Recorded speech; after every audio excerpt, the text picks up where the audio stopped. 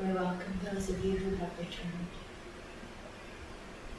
We welcome those of you we are with for the first time this evening. I speak to you first tonight as the first who came to our conductor, and because my relationship is with the frequency of blue, the throat, the truth, communication. And so as I open this gateway for my companions on the chorus to join me here, so I open this gateway this evening for them to speak to you and with you. As we have said to some of you before, this is a collective undertaking. There is no accident. If you are here with us this evening, it is because you are a part of building the framework that allows us to be here this evening. Each of you brings something unique. And it is this combination of that which you and you alone can bring. And you, and you, and you. That creates an energetic structure in which this kind of communication becomes not only possible, but effortless. And indeed, we believe we are seeing in the world today that more and more people are speaking out and saying, I can bring something through. I can channel. I can write something that didn't come from me. And it is so. Because as you know, things are changing and shifting. And as that energy lightens, it will become difficult not to bring something good and wonderful through. Each of you, seekers, every one, have the ability. Where just now where you come from?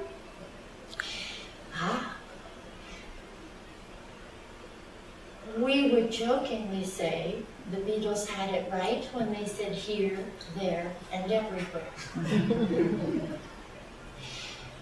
It is not so much a where, in the sense that at this time, we function right beside you, right with you. We function within. Just as energy of various kinds flows through your body, because it is at a wavelength that allows it to pass through your physical structure, so then do we. You have heard people talk about dimensions, yes? The multiverse, 5D. There is much that has been learned by your quantum physicists that is closer to the truth than you have had the concepts to express before. And so we are right here. At the same time, however, we are everywhere. Because beyond the physical, beyond this reality, there is not that boundary of time and space. And so we are here, and we are there, and we are now, and we are then. Which is somewhat difficult to comprehend, we realize. But as you practice thinking about it, and as you experience it for yourself in your spiritual meditations, it becomes easier to understand. We have nothing but compassion for the frustration that we create by saying here, there, and everywhere. Because in terms of us and the time-space continuum, each of us has walked in human form. Each of us has had human lifetimes, some more than others, but all of us, many. In our experience, it is somewhat of a prerequisite to being a guide. For how could we be of use to you if we have not experienced what it is to be human? Our advice might not be very useful.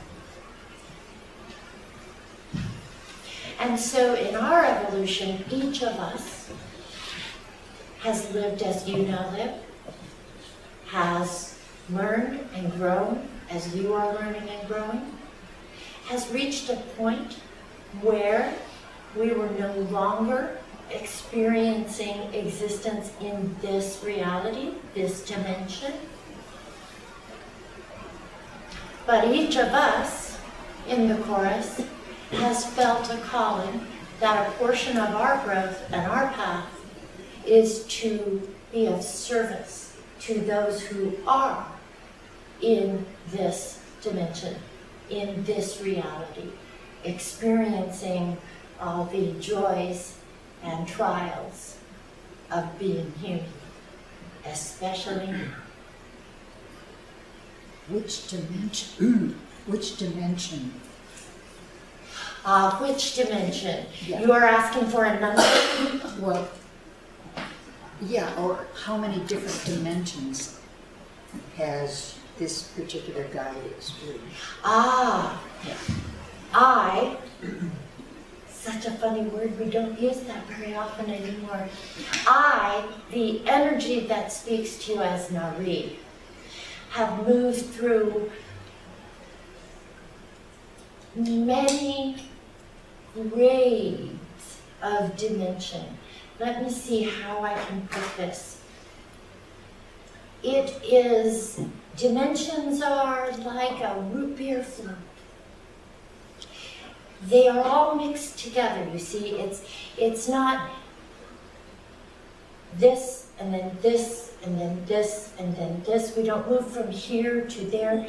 They interweave and interpenetrate.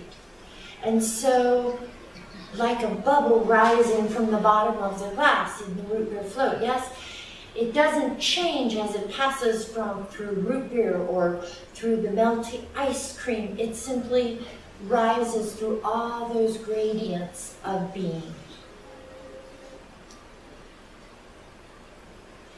Just as in many ways, if I were to say to you, which levels of humanity have you experienced? It isn't such a clear distinction, is it? Are you the same person that you were 10 years ago? Well, when did that change? How many people have you been since 10 years ago? A difficult question to answer, you see. Yes? How many souls in this dimension do you help guide? Are you assigned to just one soul or many? Oh, what a wonderful question. For those who might not have heard the question, she has asked, how many souls do we guide in this dimension? Are we assigned to a particular soul, or do we work with many? So, we, the chorus, have the great joy of meeting many of you. And every guide encounters many, many, many souls.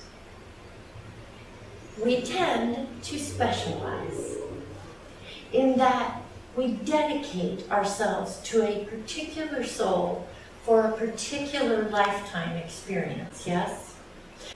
So we are never an island, but our focus, our dedication is to a single being, generally. There are no hard and fast rules, yes? But generally. And that agreement is settled before you get here. You are not simply assigned a guide like you are assigned a homeroom teacher when you go back to school in the fall. It is all about what serves the highest joy. So you have each had a hand in choosing those beings who can support your unique journey this time around, your unique growth and path, and who perhaps have some direct life experience themselves in some of the circumstances in which you will find yourself. Thank you. Other questions? Yes.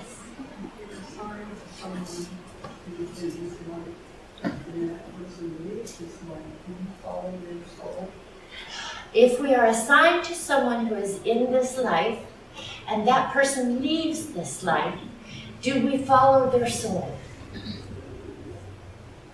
You have heard the stories about people coming through the tunnel of light and being met by those they love. We are always in the front row. We are with you now. We are with you in the tunnel. And we are with you when you reach the other side. Having experienced a lifetime together, which although cosmically speaking is the blink of an eye, it is a most profound sharing between beings of any dimension. And so we are connected here and now and there and always. Yes? Do animals have spirit guides? Ah, do animals have spirit guides? Such an interesting question, because for many of us, animals are spirit guides. Animals are just like human beings in the sense that they are unique patterns of energy. They are unique energy signatures that hold their pattern. Just as no two dogs you've ever owned are the same dog, so no two dog beings are the same being. They are unique and different. But that level of life experience has different goals than the life experience of being human. There is development and learning and growth that can be accomplished in the dog life experience that cannot be accomplished in the human, and vice versa. So in an animal life experience, rather than drawing on a human spirit guide, which might not be relevant, animals draw on the fundamental essence of what it is to be that animal. The essence of dog. Just as human beings who have a totem animal draw upon, connect to, resonate with the essence of what it means to be that life form. And so, for a dog, for example, a dog has access to higher wisdom, and frankly, it is much easier for the dog to achieve that access than it is for you. The dog has fewer doubts. The dog lives in that access. Have you not noticed that your pets seem to know things they could not possibly know? And yet, I doubt you have come upon them sitting in the lotus position, striving to achieve enlightenment. No, they are connected, and they remain connected to the essence of what it is to be that life form. the veil, the illusion that human beings choose to undertake, that of forgetting who you truly are, forgetting where you came from, that is unique to the human experience.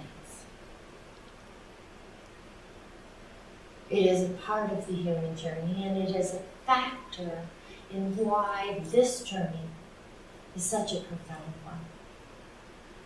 So, animals have a constant innate connection to their collective higher self, if you will.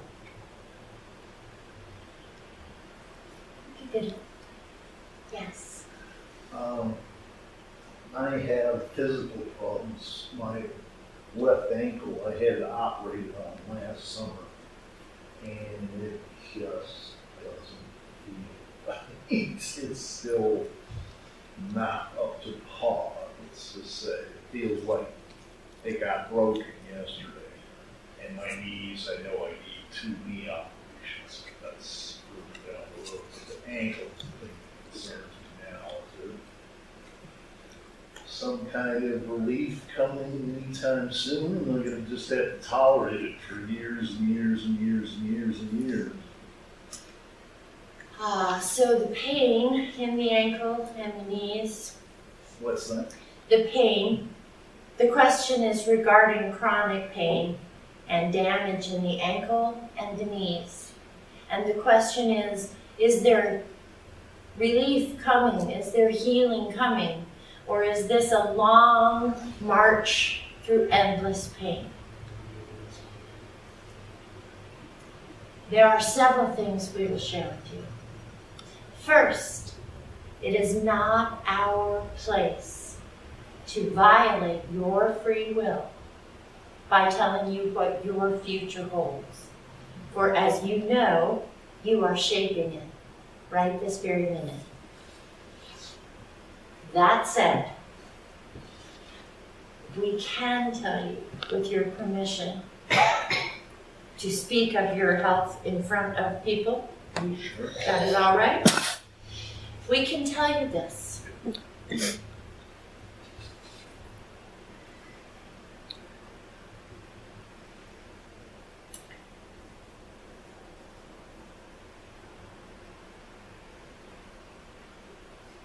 Your body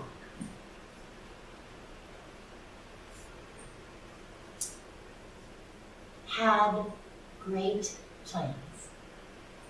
Had great plans. Your higher self chose this body for many good reasons. Some things have not turned out exactly as hoped. Because, again, there is not predestination. You have made choices. Yes? The body also makes choices. There is wisdom in the body. We sense, dear one, that you are hurt and disappointed by your body, which it feels has betrayed you, has let you down at the very least, yes? And so in this sorrow, this is not the body I was intended to have. Are we correct that that is a feeling? Yes. You, that which is truly you, and your body are a team. This, you and your body, is not helpful, beloved. Can you find it within yourself to love that ankle? As if it were an injured animal. Would you be angry at the injured animal? No. But are you angry at the ankle?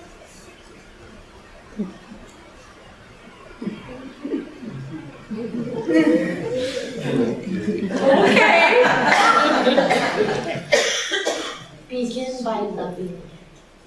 For indeed we see that you were able to walk into this room tonight.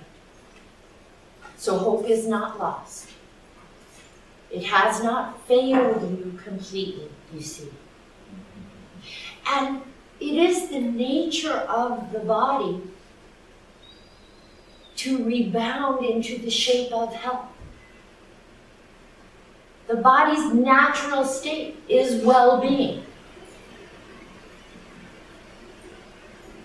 But when you are continually telling your ankle you suck, it will. Yes?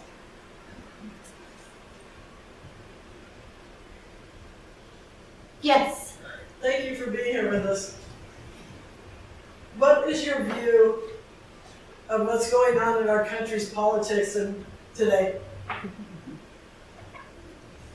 We love it.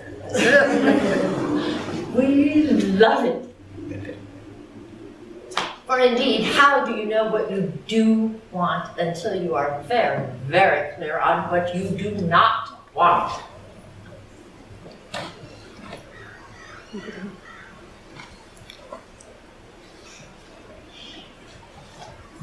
We also love it because there was a time, not far in the past,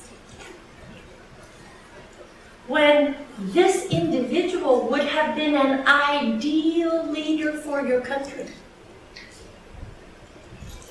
When men just like your current leader were viewed as the absolute best possible character to lead your country.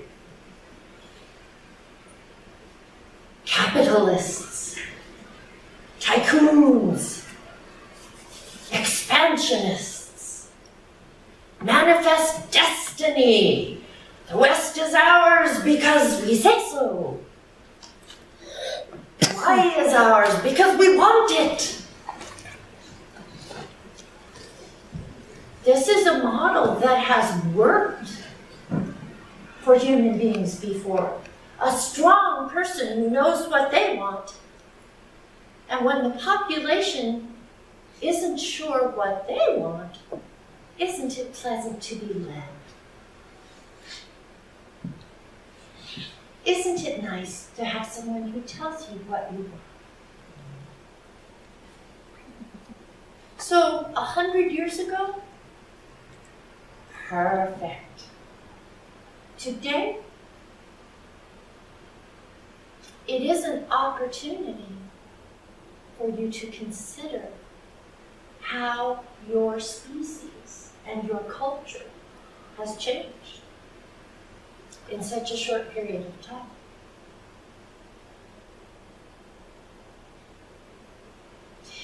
And we would also say this. When you see clearly what you do not want, the energy is more productively focused on creating a vivid picture of what you do want.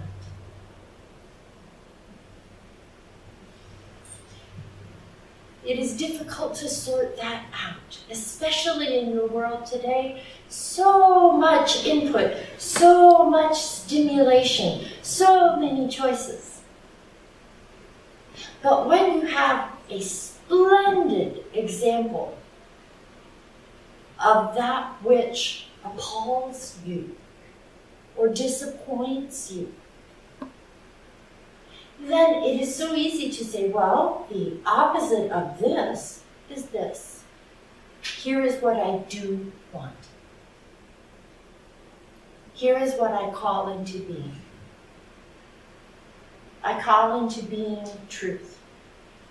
I call in a being of integrity. I call in a being who is a citizen of the planet rather than of any individual nation. I call in a being who is a person of spirit, of a who, I don't know if you want, but you do. And we would respectfully observe that the surprising sequence of events that has placed your nation in its current political situation was balanced on a hair. Could have gone either way. Complacency was not your friend in the most recent round of decision making. We suspect it will be some time before the majority of people in this country are that complacent again. But this is why we say energy is better spent moving toward what you do want. Pull rather than pushing.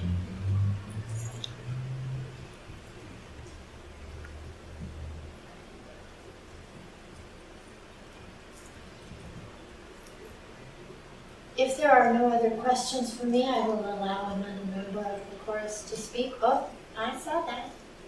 Yes?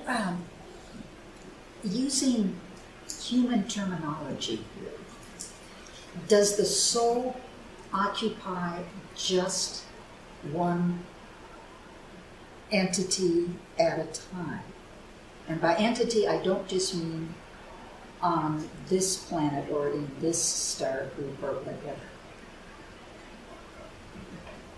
Does the soul occupy just one entity at a time? There are several perspectives to this answer. First, the answer is no, because although your experience of time is linear, all is now. And so the soul has experienced, is experiencing, will experience. Those terms are synonymous. Numerous human lifetimes here.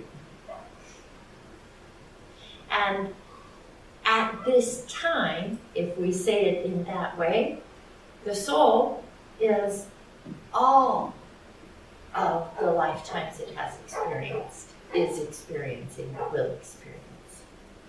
But we believe your question to be focused in a slightly different way. If we set aside the impossibly confusing all is now, we believe you are asking, is a soul only one entity within the perception of linear time? Yes, if we're in linear time, does the soul only occupy one human body at a time? Yes? Do we have the question correct?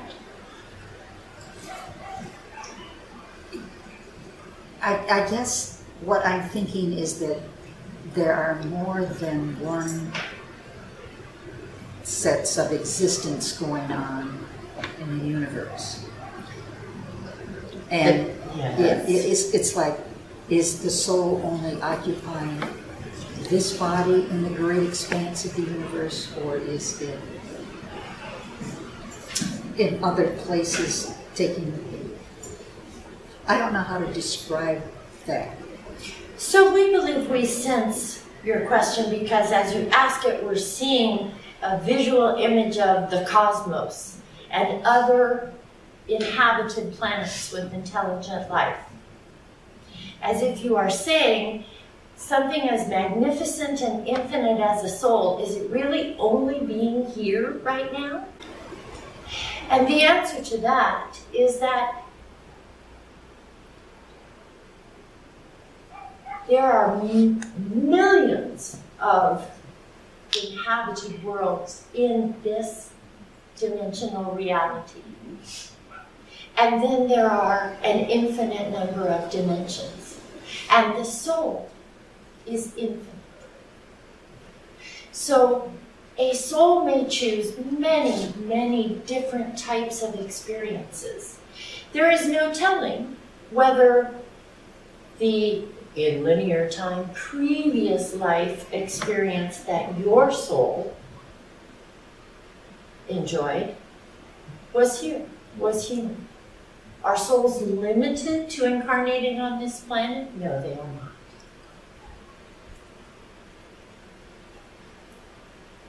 There is, however, a waiting list to incarnate on this planet right now.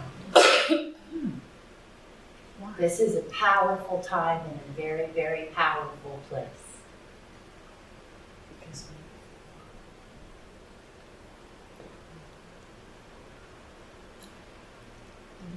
Can you expand on that? Can I expand on that? Yes, I can, and I will. Thank you for asking.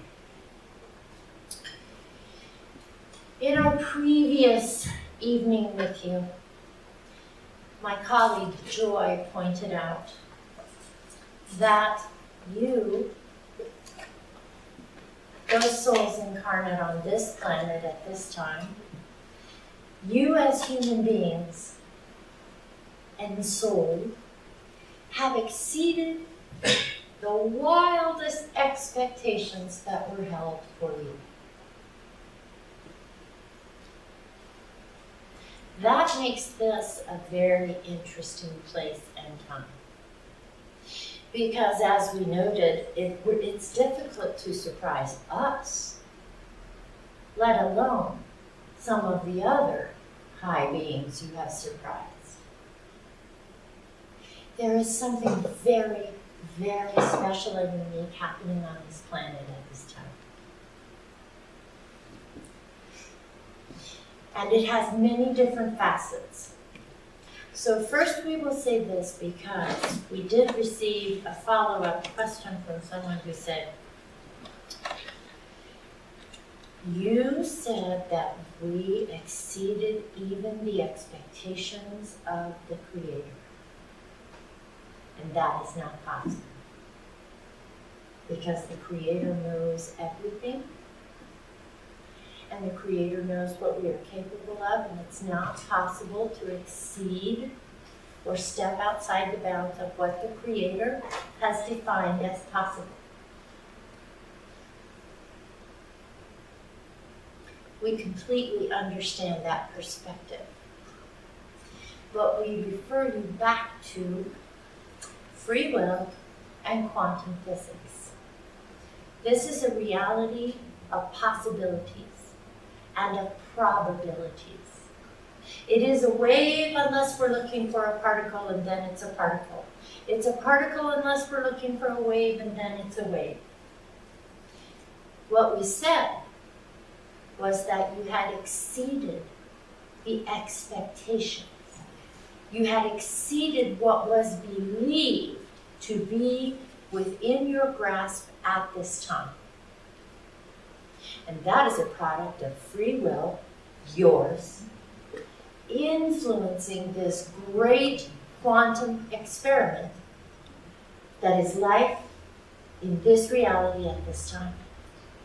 You tip the scales in an unexpected way, just as someone else did a few months ago. It happened. And so, you have set in motion here a very interesting chain of events.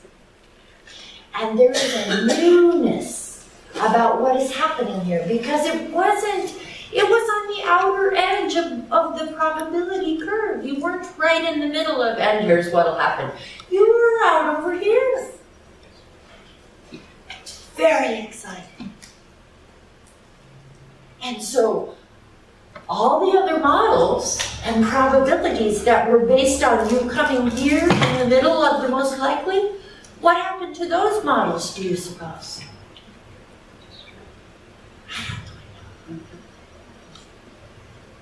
At the very least, their bells shifted quite significantly. And so it is the unexpected It is the new. It is the, in a very loving way, what will they get up to next? But more than just curiosity and novelty. It is the nature of the ways that you have surprised. It is the nature of the ways in which you have exceeded expectations. You hear talk about the energy on this planet changing. We have spoken of it. You hear about the energy lifting and lightening, and that more information can now come through to you. It was not anticipated how voraciously you would all grab it and run with it. It was not anticipated how many of you would hear the call and act. Because I will not go too far on this. I believe one of my colleagues is going to speak on this topic, so perhaps this will be a good segue. That's good, thank you. But there is a reason why it was not expected that so many of you would so quickly grasp this new energy and begin incorporating it into your lives. And the fact that that happened changes everything. Because this reality is at a tipping point, and you have tipped it in a surprising way. Are there any other questions for me? Yes? And then yes. Does God evolve? Of course. Why would God need to? God knows everything and is creator of all things. Why would God need to evolve? The Creator desires to know itself in all of its possible facets. And the possible is unfolding at this very moment. The Creator could not be all it is if there were not you being you. And you being you. And so in every moment, the complexity of the creation, the beauty of the creation, the first cry of a new baby, the Creator evolves and becomes more.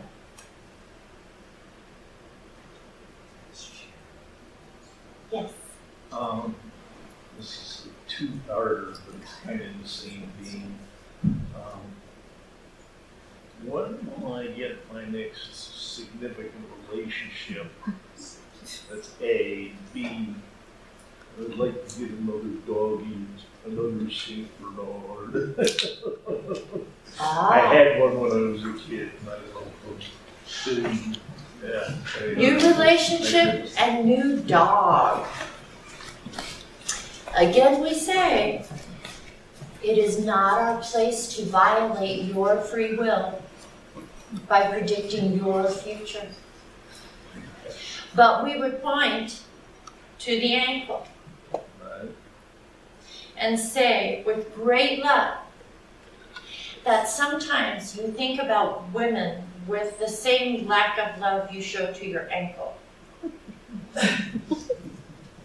Sometimes you think about relationships with the same degree of pain that you are experiencing with your ankle.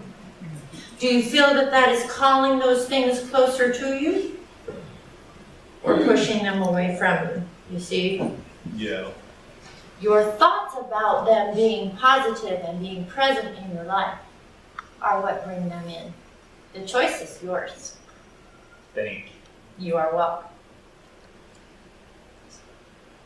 Yes? As a spirit guide, do you stay with the same soul? You said you go from here to the next, if the soul goes into another person, are you in that new person? Do you stay with the soul? Everything is up for grabs when you go home. Will we still be the optimal guide for our conductor when she steps into her next life? She will be an evolved soul. You see, when she goes home, she will have evolved.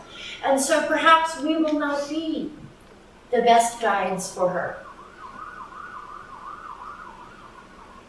We waited quite a while in linear time to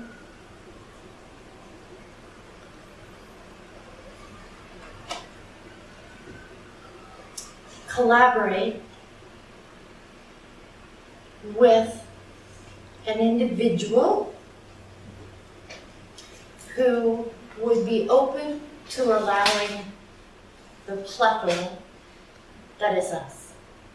We, the chorus, have known each other and worked together over great spans of time. But we are rather a handful. And so it is not ordinarily the case that we come together through a single individual.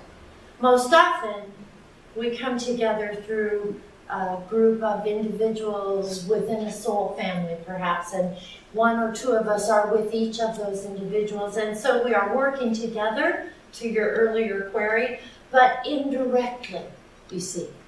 We are focused on our person, but we are each focused on people in common.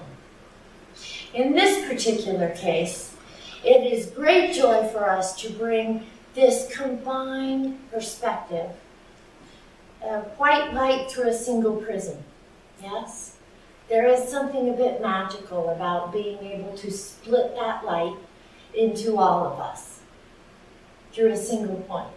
We do not predict. It will be up to the free will of our conductor soul to decide with whom she will work in the next incarnations. Yes? So what happens if a soul does not want to reincarnate? Can they be a spirit guide? Oh, no, the child who doesn't want to go to school doesn't get to be the teacher. So when do they begin the teaching? It is a process. When, in the evolution of the soul, one reaches a point that further human experience is not evolutionary for them.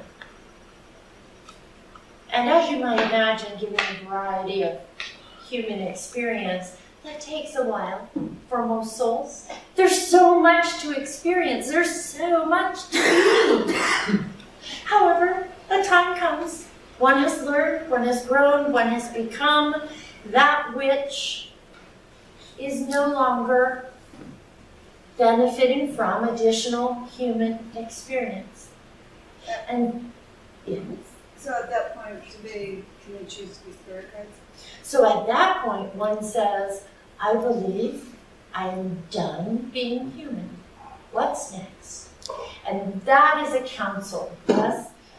Many of the guides who have worked with you throughout many lifetimes participate in this. As you might imagine, there is an extensive review.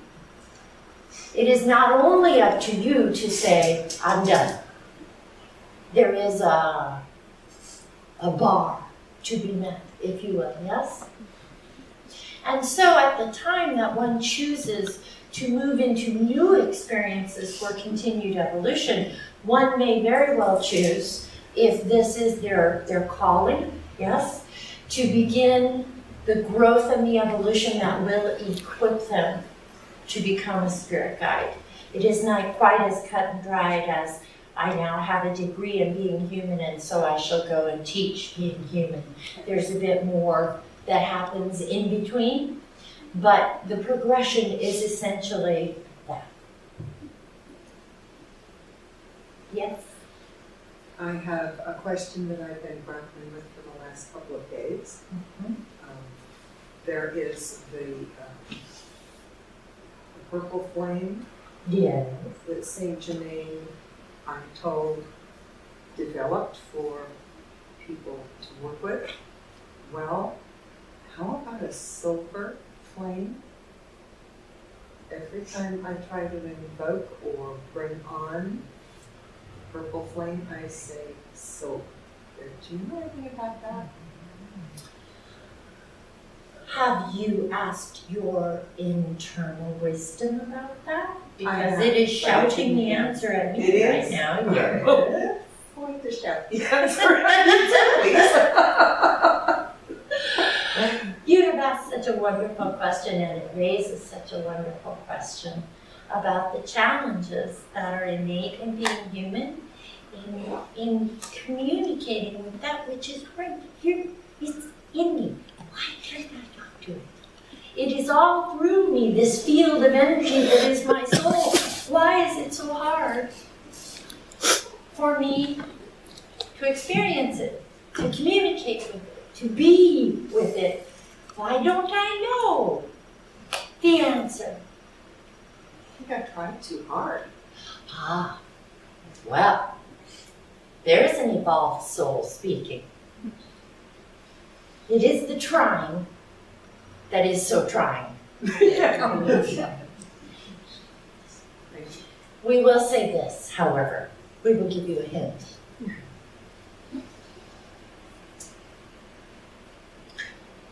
The violet frequency, this chakra, if you will, and the chakras, as you know, frequency of light, frequency of sound, all rises. Yes, there's a huge spectrum of which your human body can perceive approximately this much. Sound or light, yes? And there's all of this over here, and all of this over here. In your little bit of the spectrum, there is that which is beyond the violet. We would suggest you look there for yourself. We bless you, as does the universe. Yes. So, we have now had an entire semester's worth of a college curriculum of soul learning laid out in a single question. And we will say this, we will be happy to answer briefly, but we would say that there's so much to be discussed about the soul. The questions were these, if we can paraphrase. Who decides when a soul will be born? Are new souls created? Or is it just the same old souls being recycled life after life after life? And can a soul have a life on another planet? Have we captured that? Are new souls born? Yes. New sparks of that great fire, which is the Creator, are constantly coming into being and beginning the journey.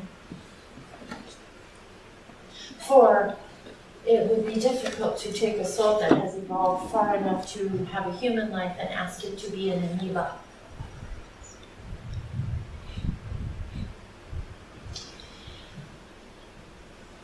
Who decides when a soul will be born? If you are asking who decides when a new soul is created, source energy, all that is, Creator, love.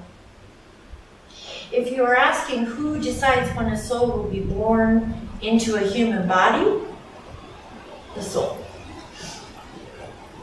in collaboration with guides and wisdom and counsel from the beings that are there to assist in other realms, just as we are here to assist in this one. Life begins anew in every moment. With your permission, I would like to allow one of my colleagues to speak with you briefly, who will also be very happy to receive your questions. Is that acceptable to you? Mm-hmm. Thank you all. What great pleasure. And we do so treasure your questions. And we encourage each of you to think about the questions you have asked and that you have heard asked tonight, and consider once again the degree of change in this past short period of time in your species. If you wonder why you surprised us, think about the questions you have heard asked here. Thank you. One moment.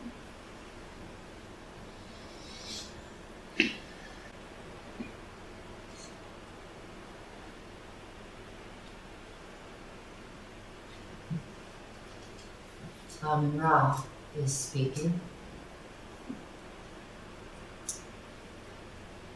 I am associated with the red frequency of light,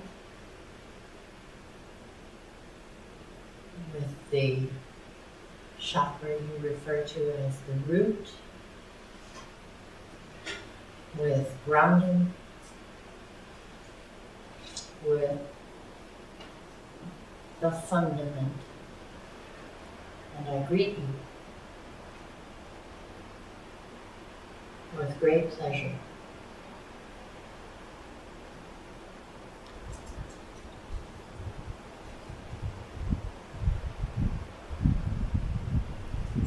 My purpose in speaking to you tonight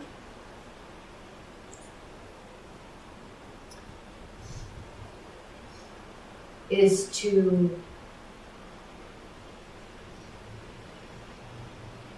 direct your attention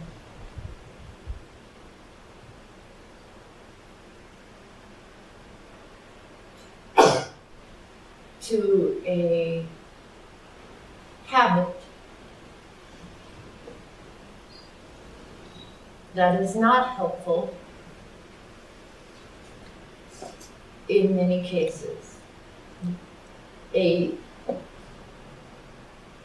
frequent behavior you may wish to examine.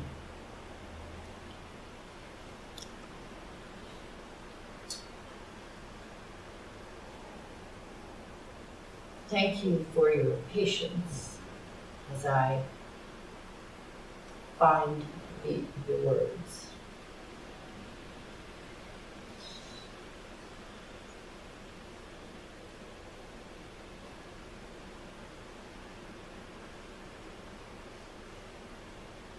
The two words in your language that carry the most power are I am.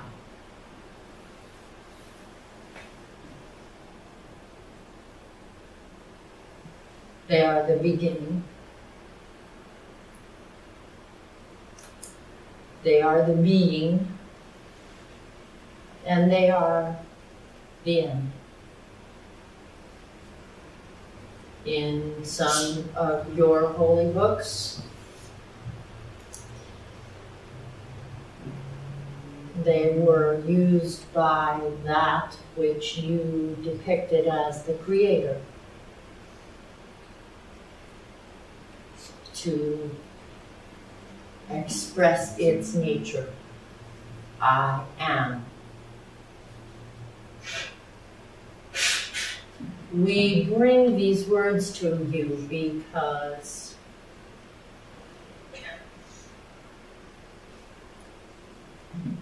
you say them more often than you realize.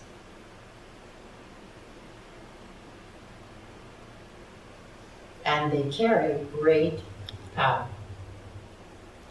Sound carries great power. Sound is a force wave moving through the atmosphere. When you say those words, I am, you create a wave with a shape, with a unique frequency, just as when you chant Om or use a mantra.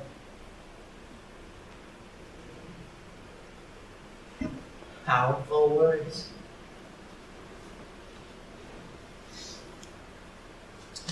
to stir up the energy of your reality with this wave of sound, I am. And then you follow it with words like sick, stupid, angry.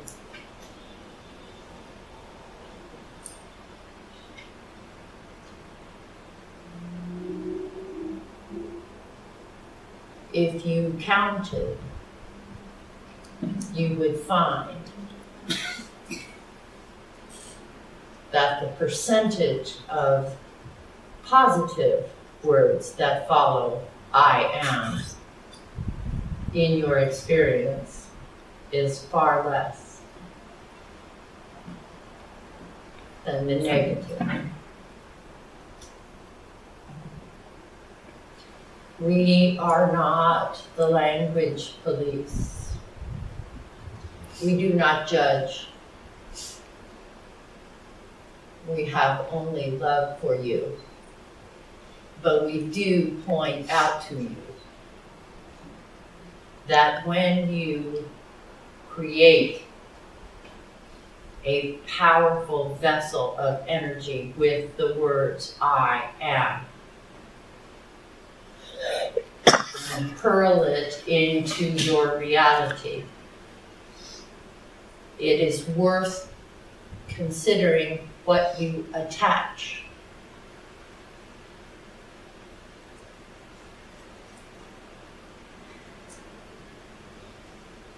Some languages on the planet make it easier than your own. Some languages use a different verb rather than being something.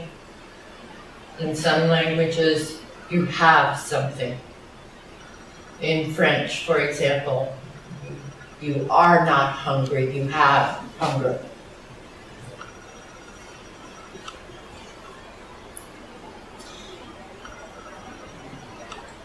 The declaration of what you are is your point of changing your reality. I am.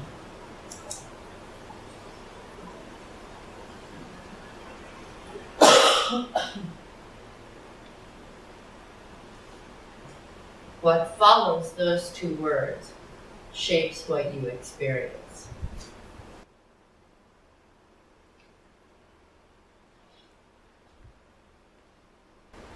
We do strive to keep things light. It is never our intent to frighten you or discourage you. So we will give you a game to play.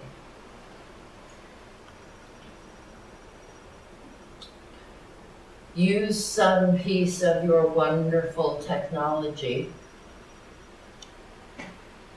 a watch, a phone, timer of some kind. Choose someone you trust and have a conversation for 5 minutes during which you are aware of every time you say, I am.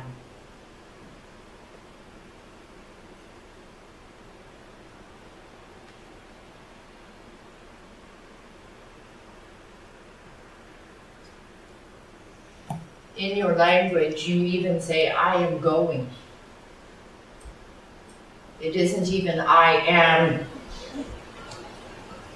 adjective. I am noun. It is part of the infinitive of the verb. I am going.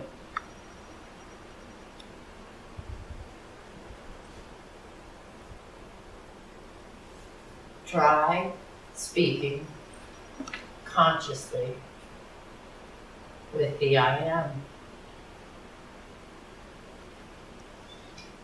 Try different phrasing. I plan to go.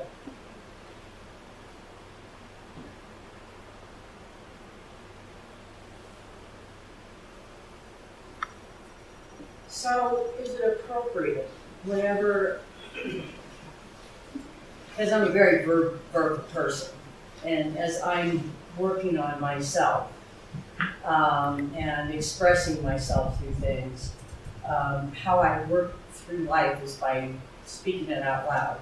So is it important, or I guess would the solution to this be not saying out loud, but saying I feel, to get it out in order to then let in the new paradigm or the new way of seeing things? An excellent question, an excellent suggestion. And in fact, that is a far more honest statement. When you say, I am angry, you are declaring, you are making it so. When you say, I feel angry, that is the truth. You have an emotion. It is called anger, or you interpret it as anger. I feel foolish. But you are not foolish.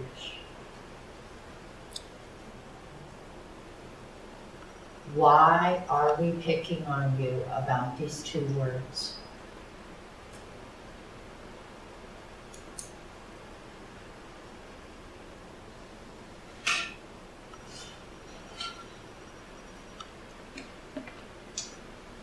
Each of you individually and all of you collectively have chosen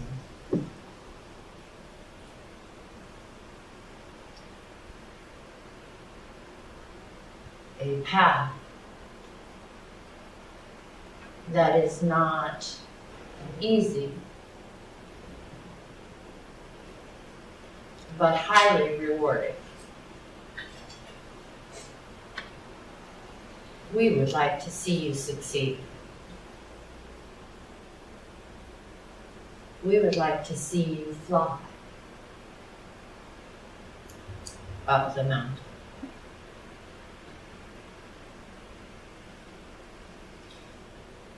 And so we point out stumbling blocks.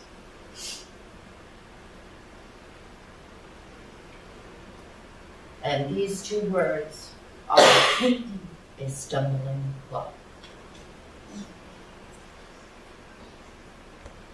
We offer it only for your thought.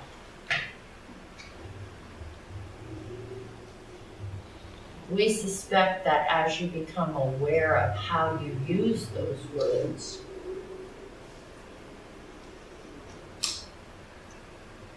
you will get the joke about why it's so important to us. The second game we would suggest, once you have tuned your ear to hear I am, practice, play with it. Big, wonderful words to follow.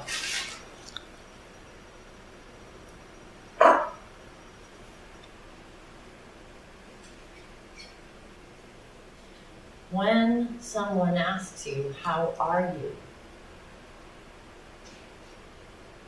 They have opened the door for you to say, I am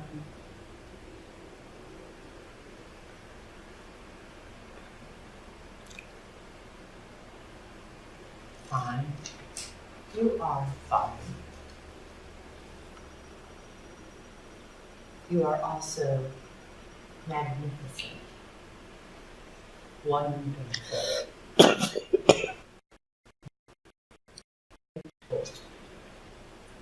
blessed, sassy,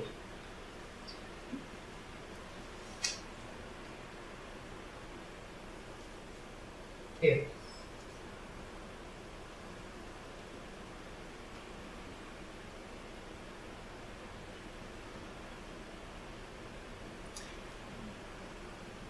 You may enjoy balancing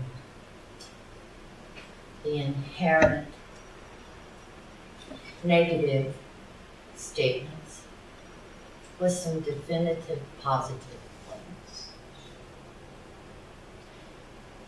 Allow me to clarify 2 points.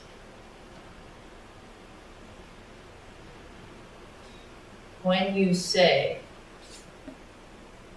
I am ill, I am heartbroken.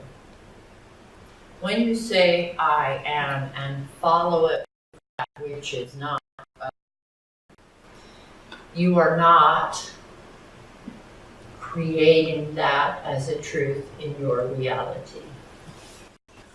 We are not saying that you have built negativity into your experience by saying, I am something negative. You are not creating, you are not manifesting a negative external outcome with your use of those words.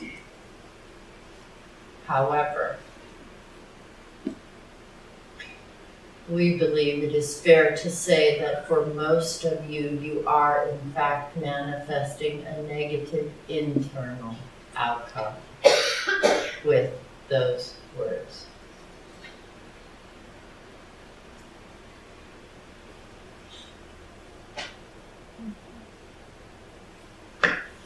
What does it do to our friend's ankle when he says, I am broken?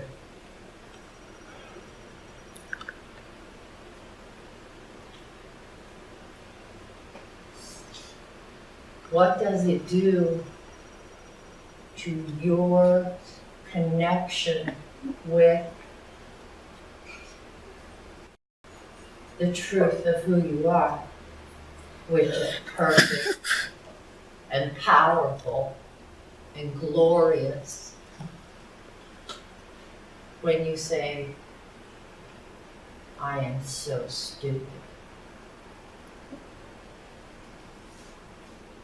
I'm a poor judge of character. I'm lazy.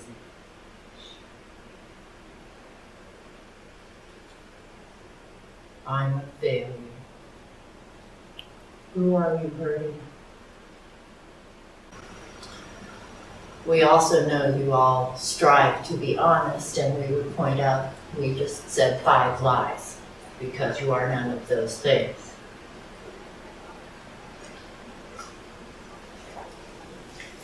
Awareness is awareness of your connection to who you are.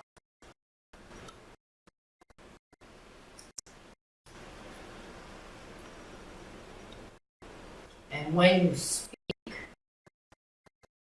as your true self,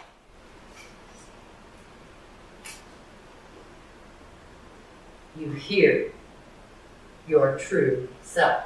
You begin to walk and breathe and shop and live and eat and dance and love as your true self.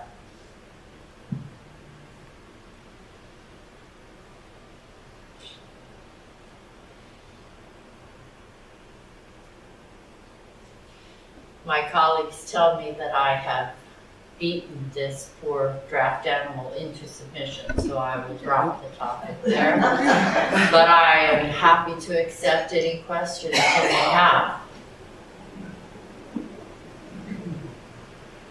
And I am happy. Yes. Well, I have one.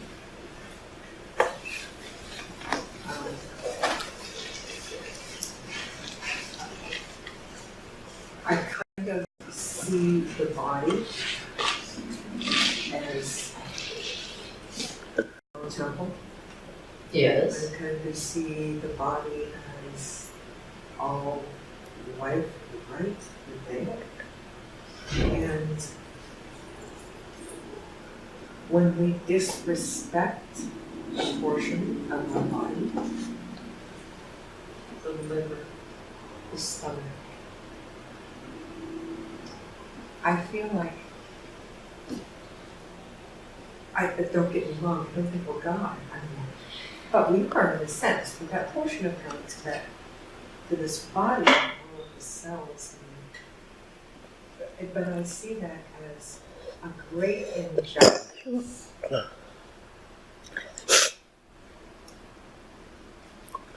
I correct?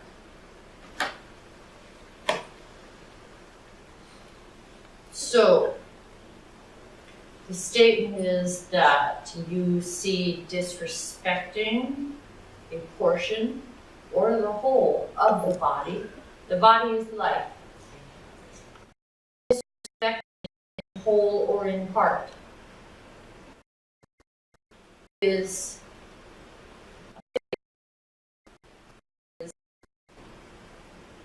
ungrateful.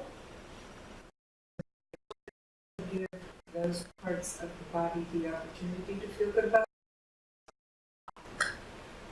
Which brings us back to our friend's ankle. You are correct. We would agree with you.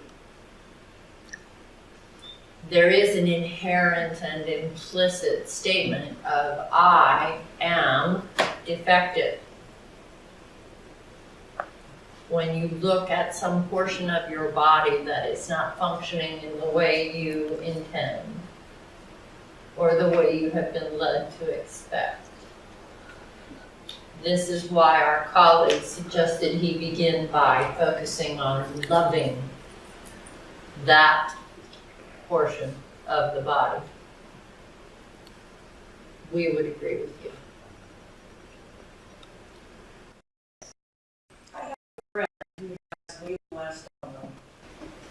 My heart, I just feel so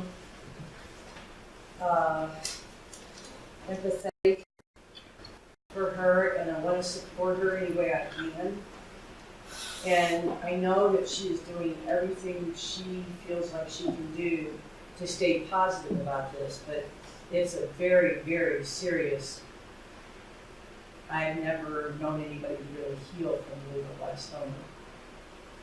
Is there a way I can support her? I know it's not my journey, but she's my friend, and I live real close to her. I want to be able to help her any way I can, and I just feel helpless at this point.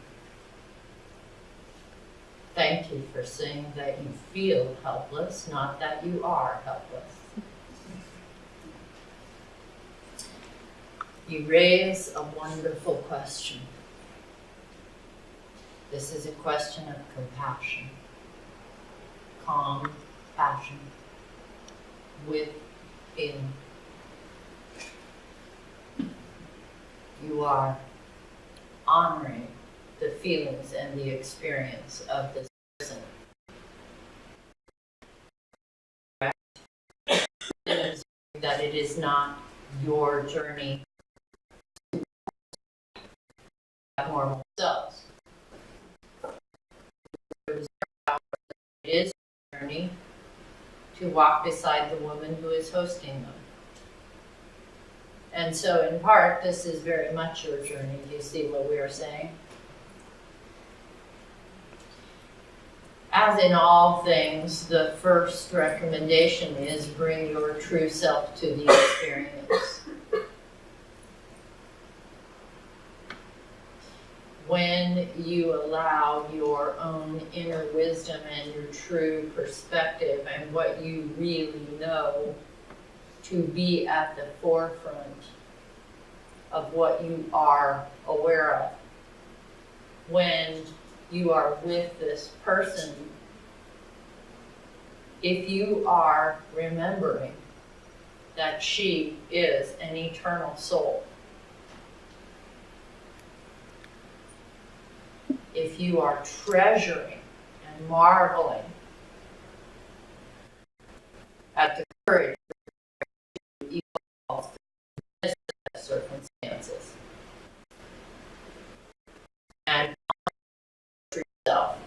for those choices. It is not necessary for you to explain your viewpoint to her. It is not necessary for her to see the experience in the same way that you see it. But if you bring your true self to that interaction, you are then calling her true self to the fore, whether she is able to do it for herself or not. And then we have two personas and two eternal souls, all benefiting from the encounter. I just feel like somehow I want to fix this, and it's just so hard for me to sit and, I mean, I'm with her, we go walking, you know, I encourage her to stay positive because she's really doing everything she knows how to do to stay positive. I just feel sometimes like, you know, I know I can't. It's like logically, but I just, it's so hard to see a friend go through this, you know. And yet I want to stay positive myself and believe that miracles do happen. I just feel kind of frustrated.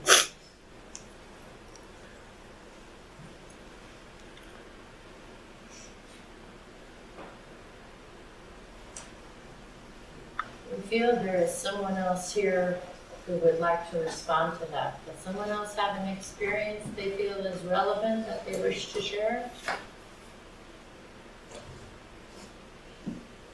Yes. Well, I have a very dear friend that also is going through the stages of MS and dementia. And I too remember her from 40 years ago when she was a highly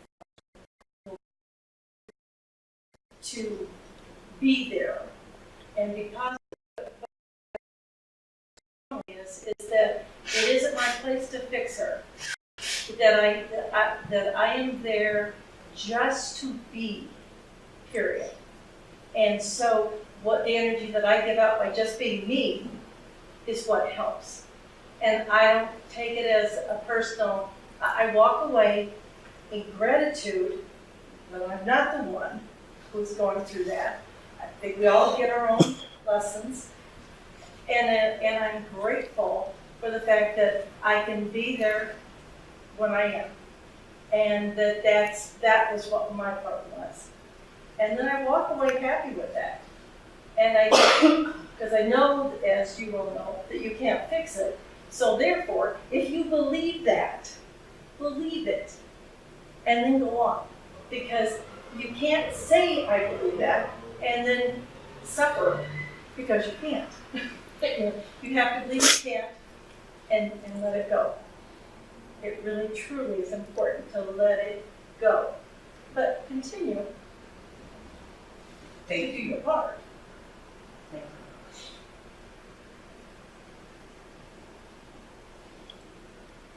Sometimes there are no words. Sometimes you don't have to speak to give comfort to a person. Be present, smile at them, hold their hand. Wise words. Why, may we ask you? Why does that make a difference? And so you are able to remain present with those who are suffering. That is not a small undertaking. And that is not for the faint of heart.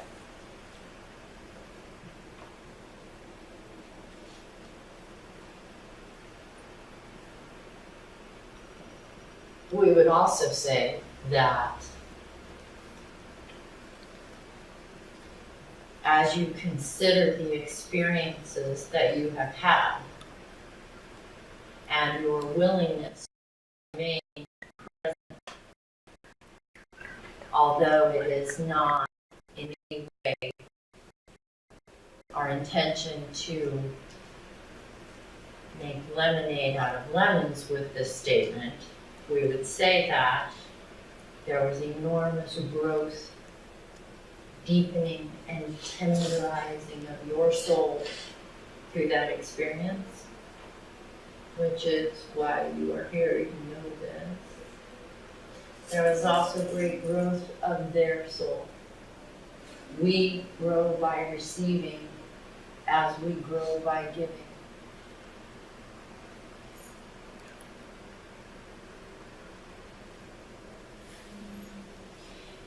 Putting the word present after the words I am is highly recommended. Very simple way to change your perspective. I am present.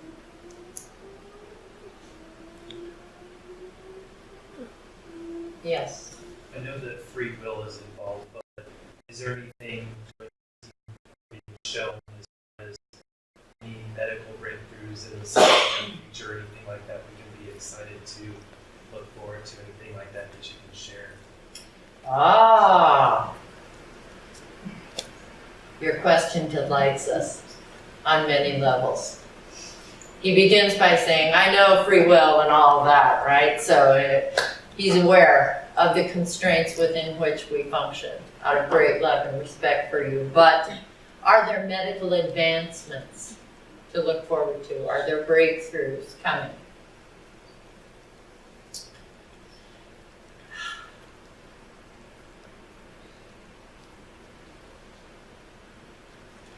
There are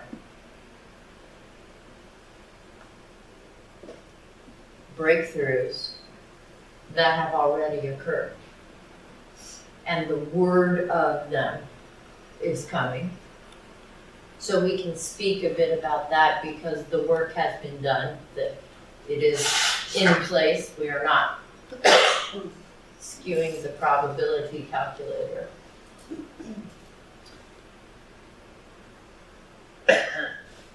Those breakthroughs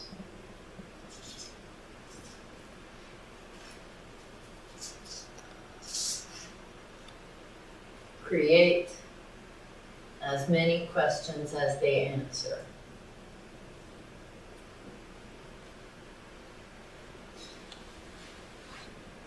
For millennia, a medical breakthrough happened once in many, many generations.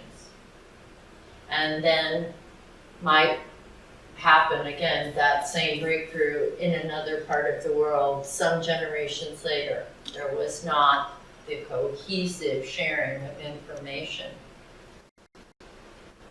And there was not the ability of time and resources to perform the research that would lead to a medical breakthrough.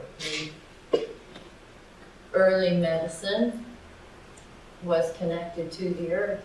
It was knowledge of plants and materials that are part of the same organic table, periodic table of elements of which your body is made. Now, then there was a period where great expansion and acceleration of medical breakthroughs. New types of medicine, vaccines, the breakthrough concept that a little bit of what would make you terribly sick might keep you from getting terribly sick.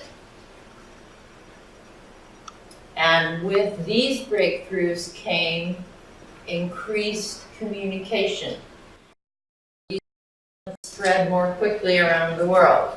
In each case, medical advance, generally speaking, viewed as only for the good, yes? Only positive. In fact, any medical breakthrough, and we are not making fun of your terminology in any way, any advance in treatment of the physical body, or the mental body, or the emotional body, is a double-edged sword for you because you understand so little about how the body and the mind really work. And so you apply the scientific method and you say, look, when we do this, it fixes that. Excellent. Advance. However, the rest is that when you do this, it breaks that. It will just take a while.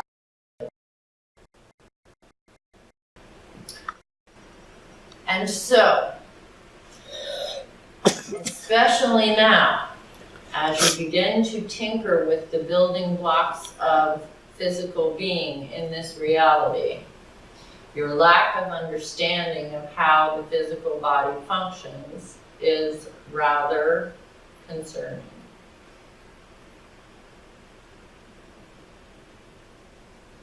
We greatly admire the medical research, the discoveries.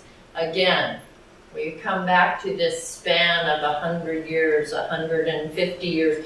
100 years ago, the only way to explore human anatomy was to use a cadaver, and it was illegal.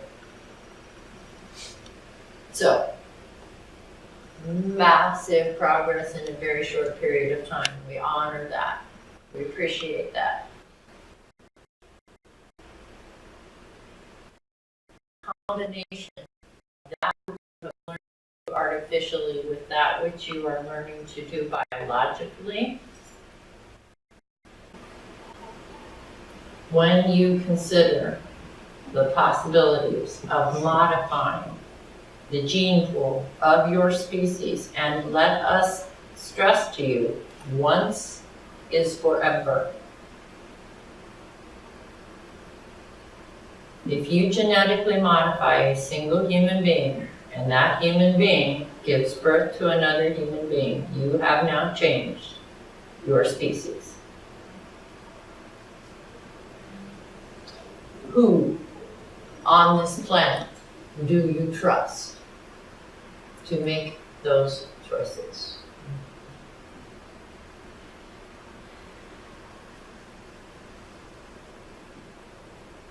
Hence, the double-edged sword.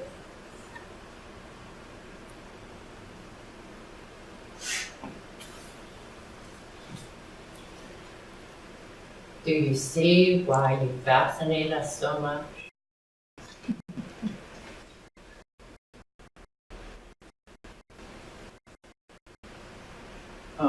Yes, I've heard about there's like a cycle where we live a life, we reincarnate, we live a life, we reincarnate, and there's this cycle, and you can't get out of that cycle until you reach enlightenment. Can you stand on that?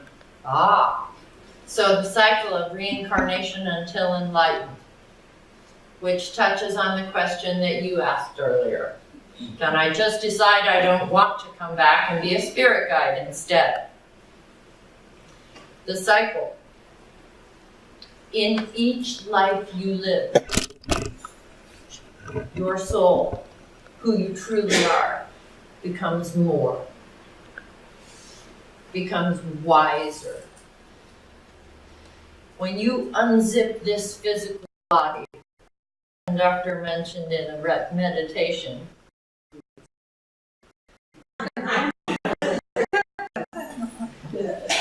when you unzip this body and go home, that which is truly you will be more than it was when you got here. Yes? You feel this? Mm-hmm. And so, you do this many times. You come back, and you're even more the next time you go home. And you do this, and you do this. There comes a time when, through the choices you have made and the lives you have experienced and the way you have lived each of those lives, there's not a set number of how many lives you must live to achieve completion. It's about how you live them. It's also about the lives you choose. If you choose the easy breezy merry-go-round coaster lives, it takes quite a few of those.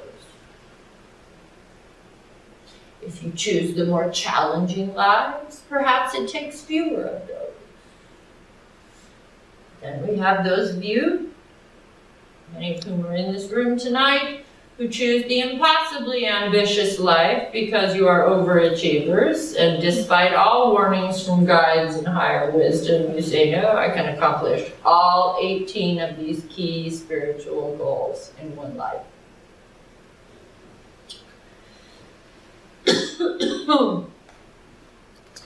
What's interesting about this time on your planet is that a surprising number of you are actually doing so. However, it is not easy. It is often not fun. Take your time. You have all the time in the universe. So, you come back until you don't need to. When your soul has learned and known all that is to be learned from being human, then you may choose alternate paths of growth. Continue to increase that which is created.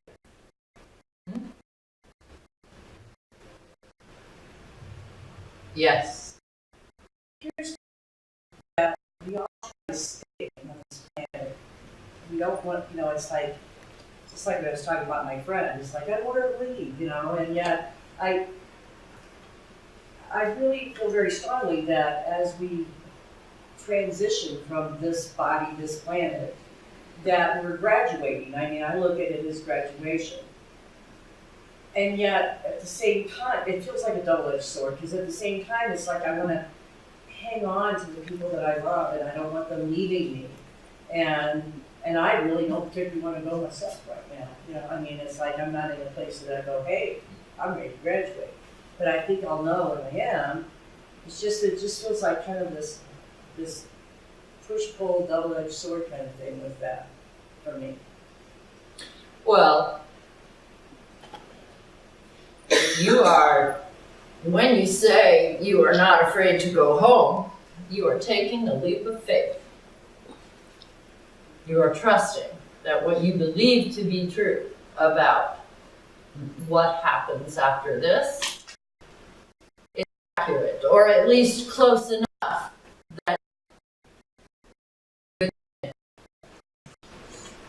But you believe it. You don't know it. Yeah? Fair? Yeah. We would share 2 bits of food for thought with you on that topic.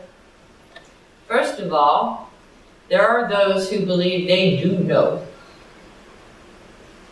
because clinically speaking, they have in fact ceased to function in any way that we recognize as life, and they have experienced something during that period of time when they were not meeting our definition of life. They believe they have seen what comes next. They believe they know. And they are not afraid to go home. So you are taking on faith what others have seen. And indeed, again, in one of your great books, is it not said that faith is belief in things unseen?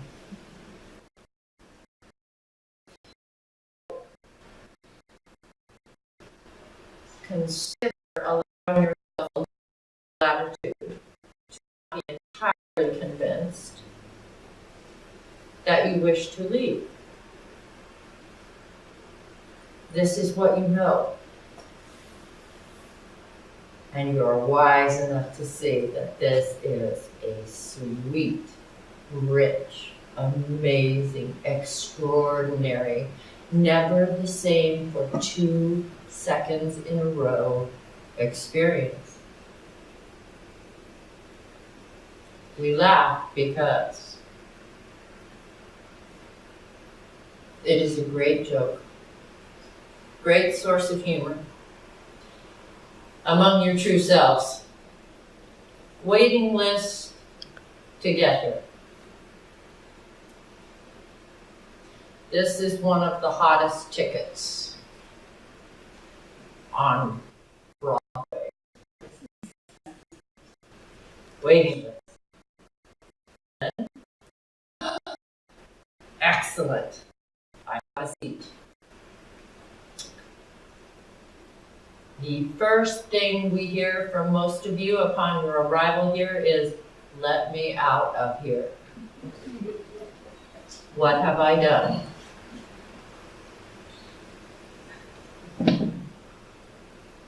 I can't live in this little tiny body, reality, dimension. Because you cannot be all that you are, you know. You leave most of it, you're like a drop from a cup. The rest of the cup, this body won't hold the whole cup. So you can't wait to get here, then you get here and you call home and go, I hate it here, I want to come home. And you are encouraged to stick it out for a little while. Give it a chance. Find you like it. And for most of you, the next thing that happens is, what I have to leave. I don't want to leave. I like it here. I've become quite fond of it. And in all fairness, a good bit of that is because you have agreed to the illusion. You have agreed to forget. And so you are coming home on a wing and a prayer. You're exactly where you're meant to be. Yes. I'd like to pursue a relationship with my guides, and there are times where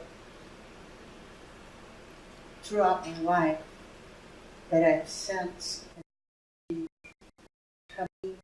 to me through me, and scares the bees out of me. So I say, no, I don't want it. Go. But now, where I'm at this point in time, I do want to pursue a relationship with my guides. But again, there's that fear. Have you found us frightening this evening? No, my experience is like sometimes I'll be fine, and then all of a sudden like a coldness coming just into a wave into me, and that's. We understand. We understand.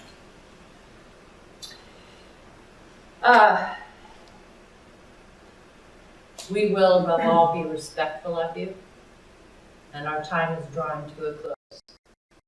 And so we ask this. Thank you for your question. It is for. We would be delighted to offer a gathering purely for the purpose of assisting those of you who wish to contact, to open those doors. Would there be some interest in that? Yes. Very well then. We would love, it has been one of our hopes. We deal with a bit of jealousy. Our conductor has been most accommodating and allowing. And many of you have been a part of that. There are those of you we know with whom she studied to become capable and safe and prepared to bring this to reality. And even so, we would like to speak. That was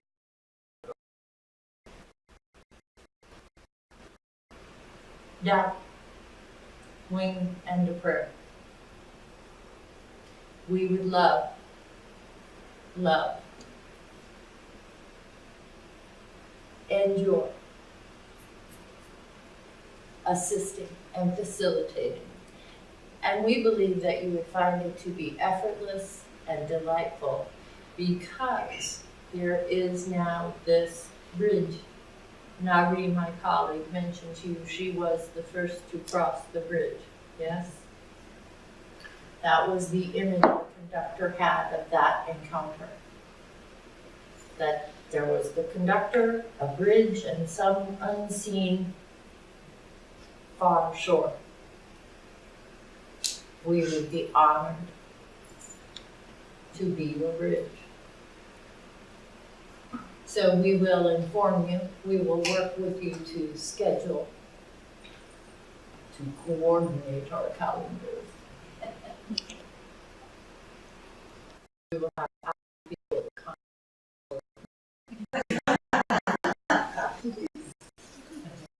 And we will gather for that.